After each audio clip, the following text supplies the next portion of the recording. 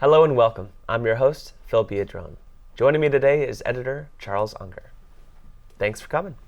Thank you, Phil, for having me. So let's dig right in. What is an editor, in your own words? I know it's a big question, but... It is a big question, and there's a lot of misconceptions about what an editor does, but I think the simplest way to say it is the editor is the final rewrite of the film. So the editor is sort of a writer in a sense. A lot of stuff changes in the editing that people may not be aware of. You know, scenes are flipped around, lines are changed, swapped out. It's generally too long on the first cut, so it's been chopped down a lot. Performances are sharpened. You know, a lot of times the actors deliver great performances, but sometimes it's a matter of picking the right performance for the right tone to help with the character arcs. So do you pick the performance from take to take for the actor, or does the director relay that information? Or Well, yeah, let me start at the beginning. So basically what happens in a feature film is they'll shoot it, and if at all possible, an editor will try to keep up with camera. That's a term that they use, meaning as dailies come in, dailies are what you shot during the day. Great. An editor and his staff will try to cut the previous day's dailies that following day. Got it. So the objective is, after 2 weeks, usually on a mid-range to low-budget film, the editor will deliver what's called an editor's cut to the director. Okay. So they get a chance to see within 2 or 3 weeks what they shot. Now, Wow. Yeah. That's great because That's great because usually I hear like, oh, this thing has been in post for months and months and months, but it sounds like this is like a down and dirty sort of cut just so they get an idea of the aesthetic of the film or make sure there's no inconsistencies, or what is the editor's cut for? well, there's a couple of different things going on with that. One, let me answer your first question. The reason they do that is so that an editor can take the first pass at the material. Okay. That's his pass. It's usually best if the director is not there. Usually the director is shooting. Usually the director needs a break.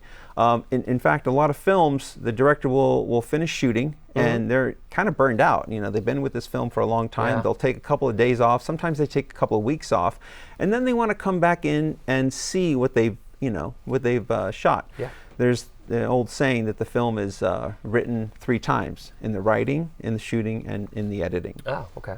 And it's important for a director to sort of reorient and take an objective view on what he has. And the great way for them to do that is for the editor to come in and give his pass. So the editor does this without the director's notes at this point. He's just going, or she is just going off the script notes, what the footage is saying, and they try to honor the script as much as possible. Sure. So they take their best guess on which performances. Now in the script notes, there's a continuity person. They'll sometimes circle what they call the best take or circle take. Circle take. Circle take. Yeah. So the editor will try to use those in most cases. And so put together, their job is to sort of try to get in the head of the director and put together what they think the director will like. Now, a lot of times the director and the editor have worked together before, so there's a quick shorthand back and forth. Yeah, there's like teams of editors, and like I think Spielberg always used the same person or whatever. Yeah, Michael Kahn, he's been using Michael Kahn since Close Encounters, so for a long time. Yeah. And so sometimes, though, the editor and the director haven't worked together. And so then that's a little bit of a different scenario. But going back to the other question you had, which was, will the editor comment on maybe there's a shot missing or something? And again, this depends upon the relationship with the director and the editor. Sometimes what happens on set is the director will have to wrap a scene, a set. And all of a sudden they'll be like, well, you should double check with your editor to see if you make sure that you got everything, because we're wrapping the set. Sure. The set's gone. So the director will call up the editor and say, hey, Gonna work some magic? Yeah. And he'll trust, or she will trust the editor to say, you know what, you covered everything. You can wrap the set. We've got a cut together. We don't need anything. You're good to go. Cool. So really the editor becomes a first, hand assistant in some ways to the director, and gives the director the confidence that he's or she is getting the coverage they need. Is it common for the editor to be on set as the director is filming? It depends. Most editors don't want to be. Either they don't have time, or they want an objective view. Walter Murch talks about this. He's one of the most famous editors. He cut Apocalypse Now, and he also did the sound for it. What's his book then about editing? What is that? It's called In the Blink of an Eye. In the Blink of an Eye by Walter Murch. Cool. Which I highly recommend. Cool. And in it, he talks about this objectivity that he thinks is important, not to be on the set. Because he believes, and I agree with this, that an editor has really, out of everybody on the crew, the only objective eye, because they are not in production. So they only see things as the audience sees things, which is really an important view, because a lot of times a director will say, you know what, suppose you're the editor. You have to use that shot, that crane shot, because we spent all day trying to get that right. Yeah, they have this emotional attachment to it, and you're objective about it. Exactly. So, in fact, this is a good transition. Just real briefly, we describe the phrase "kill your darlings." Kill your darlings refers to when you have a first cut, and in most cases it's too long. You have to go through and you have to find the material that is not working for the story. Now, I said earlier that Crane shot, yeah, crane shot. The beauty shots. Yes. The shots that the DP wants on his reel. Yeah.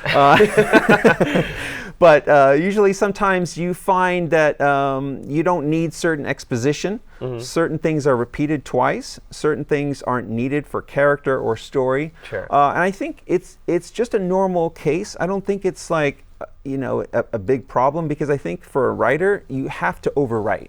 You have to imagine, because that's where the thing is born. It has to be on the page, otherwise people can't see it. Right. But as you know, sometimes just look from an actor can say 2 or 3 lines of dialogue. Yes. Yeah.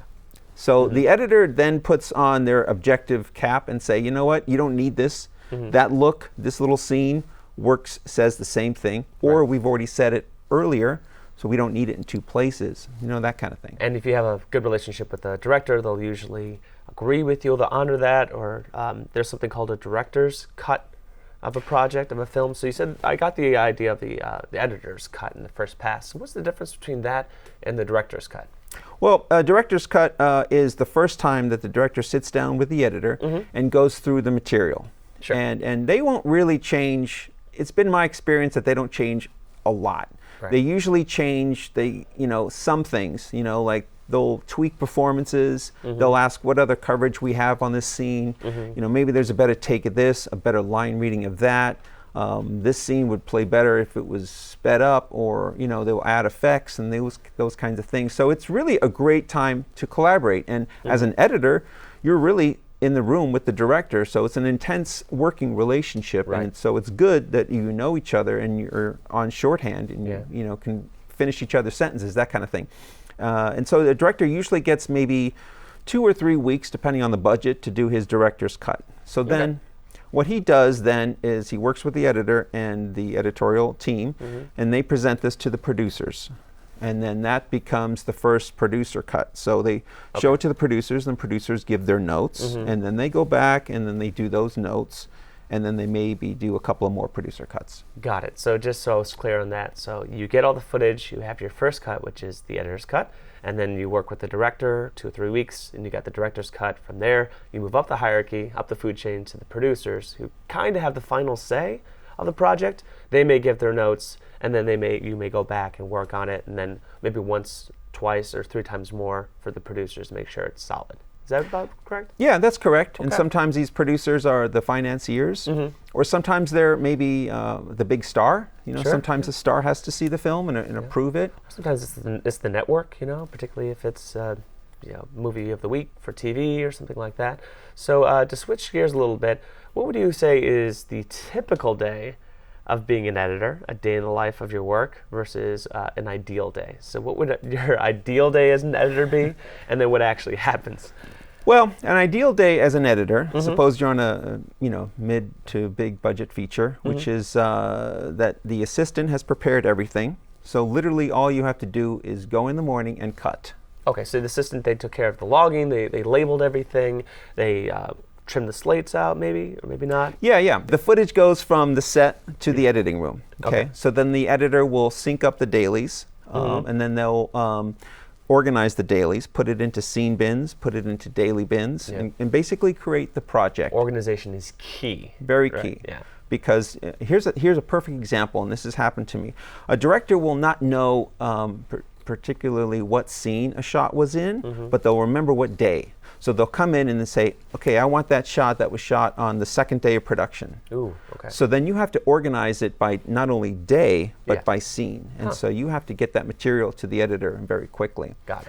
And so that organization is really important, not just then, but then when you turn over, once you're finished, once you have locked picture, then you turn over to sound and visual effects and music. You have to be extremely organized, and that's where it really helps to have a good assistant. So to answer your question, basically, if you have a really good assistant editor and all the materials prepared well, then all you have to do is do the creative. You come in, you see the material, you make some cuts, you maybe cut a couple of scenes a day. Usually editors judge their work by how many minutes they've cut, kind of like a writer, you know, how many pages they've written. And they'll go home and then they'll come back the next day and revise it. And they're usually working alone, the editor? Yeah. For like at least the preliminary part of it? Yeah, I mean, we've heard of shows that have multiple editors on it, and that's usually big action films that are under deadlines, and sometimes they'll split up the chores between different... Especially minutes. I mean, that's hard when you're cutting together an action sequence, for instance. Yeah. Yeah. And editing is very much like writing. You know, certain writers are good at dialogue. Certain writers are better at, you know, exposition. Some are better at story. Some are better at character. Well, same thing with editing. Some editors are better at action. Some editors are better at dialogue scenes. And so usually sometimes a director will pick and choose, if they're using multiple editors, which one will do what. But most films are just a single editor. Got it. So they are working alone. Got it. And I know that being on set, production, those are long days. Editing, is it the same? Are you sitting by your computer in a chair for 12, 14 hours, or is that a misconception? No, that's pretty much right on the money. Yeah, and it can be tough. You know, you have to get up and exercise and walk to the bathroom, walk out for lunch. Sometimes people forget to eat. You know, they're just involved. You know, they're really in their zone. It's a dark room some of the time. It's just a bit of a lonely job, would you say? Yeah, and you know, in the older days when they or actually cutting on film, it was a little bit more physical, you know, but now with digital, it's just pushing buttons and inserting drives and it's not just pushing buttons. Come on, you're the creative person, so you're making sure that you're assembling a great cut. So what makes a great cut if someone says, that was really well edited? What are the elements that go into that? Well, the irony is, if you cut together something really well crafted, nobody will notice it. I've heard that phrase, right? They say that the beauty of a great edit is one that isn't noticed, or something along those lines. I think exactly. You're there to at the service of the story, at the service of the characters. You are not there to create flashiness. Right. You know, there are some films that are very flashy, like something like JFK, that really calls attention to its editing. You know, but most of the time, it's done at the service of the story and emotion. On Walter Murch's list of the most things that are important in terms of a cut, emotion is the top. So it sort of is more important than continuity, which is where a lot of young editors get tripped up. Like Scorsese, he sort of... He doesn't care about continuity at all. But he's smart because he understands that emotion is the most important key. I mean, look at a lot of his films. It's the emotion that drives the scene. And here's the trick. If an audience is involved in the emotion... They'll forgive a lot. And you have to know that as an editor. Part of being an editor is like a magician, you know, and in the sense of what you're doing up here is distracting the audience, but what you're doing down here is really what's going on. Got it. So if you're... But people aren't really seeing that. No. They don't know what's going into that. They don't know what's going on. The work, they're all looking the dark up hours, here. They're looking up there, Now, the equivalent and how to translate this to the screen is what we do sometimes is we divide up the screen into 9 quadrants. This is really well illustrated in Bruce. 9 quadrants. My math is, I don't know how that would look. Was that like a tic-tac-toe matrix sort of thing? Tic-tac-toe, like Brady Bunch. Okay. Oh, yeah. Okay. Like Brady Bunch, 9 squares. Bruce Bloch outlines this in his book, A Visual Story, which I've used to teach aesthetics with. But basically what it is it says that if your focus of interest is in one quadrant, then the next cut, it should be in the same quadrant. Oh, okay. So if I'm shooting you, then the eye for the audience is over here, and then the next cut, it should be in a similar position to where an audience would expect the center of interest to be. And if it is, it's an easy cut. The opposite happens when if you're looking at this right corner frame, and then the next cut, your eye should be in the upper left frame. That's a tougher cut to make. So it's a a technical term called eye trace. How far does the eye have to go from shot to shot to get the information as the scene evolves? So some of that is not in your control, right? If you have a DP or director who gives you this and says, make some magic happen, but the shots aren't matching, I mean, how do you fix that? You can't fix everything. I mean, but now with digital technology, you can do a lot more than you could. Yeah. But I think if an editor is just aware of this, it's very important that an editor is aware of where the audience's focus is within the frame. Yeah. And if you know that, then as I was saying earlier, you can get away with discontinuity issues. You know, if someone's wearing a shirt this way and then it's changed the next shot like a different way. So if you know that, then you can sort of direct the eye. Okay. For example, some of the things I tell my students is what's the most important things that affect how we see a cut. Well, first of all, you have to know where the eye is going to. And the first thing that an eye is attracted to is movement. Sure. So a lot of times we cover inconsistencies with movement. So we'll see from shot to shot, oh, there's a lot of movement in the frame up here. So they're not going to be looking down here at the discontinuity. Ah, so it really is a sleight of hand. It's a sleight of hand. So your movement is where your eye is directed to. So that's the first thing. And the brightest object is the second thing. Oh, okay. So just knowing those rules can really help you to determine and articulate if this is a good cut or not. Okay, cool. And I guess my final question for this segment would be, what is a jump cut and how do you fix that? Oh, okay. Well, let's give you a little bit of film history. Sure.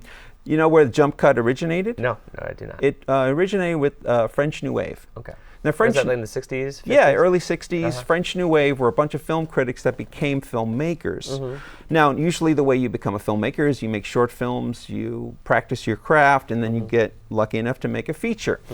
But they didn't quite go through that school. And so they got to a feature film, and they didn't quite know what coverage to make. Now, when I say coverage, I mean what angles do you use to cover a scene? Right. So they Not didn't having the education, they just didn't really know. They didn't know because you have to get certain coverage so that when you play out a scene, there's no abrupt cuts. That's kind of what you're referring to. A jump cut is an abrupt cut that kind of shocks the eye into saying something is not real, and therefore it feels fake. Now, there's a lot of... This is used effectively sometimes in horror films or something else, correct? Yeah, well, you'll feel it emotionally. In a jump cut, it just shocks you. It calls attention to the cut. Got it. It Which does is what we don't want to do. Right, which is what the opposite, which is what I started saying, which is an editor sort of it's an invisible art. So the editor wants you to feel like you're not being manipulated, but jump cuts do the opposite. Jump cuts make you feel like you're being manipulated. Now, to go back to the French New Wave, they didn't get angles that were sort of corresponding or complementary. So what happens is, and this is a general rule of thumb, you should move the cameras at least 30 degrees apart from each other, so that when you cut the footage together, the eye perceives it as a different angle. Interesting. If the angles are too similar, then the eye has a hard problem identifying if it's the same angle. Yeah.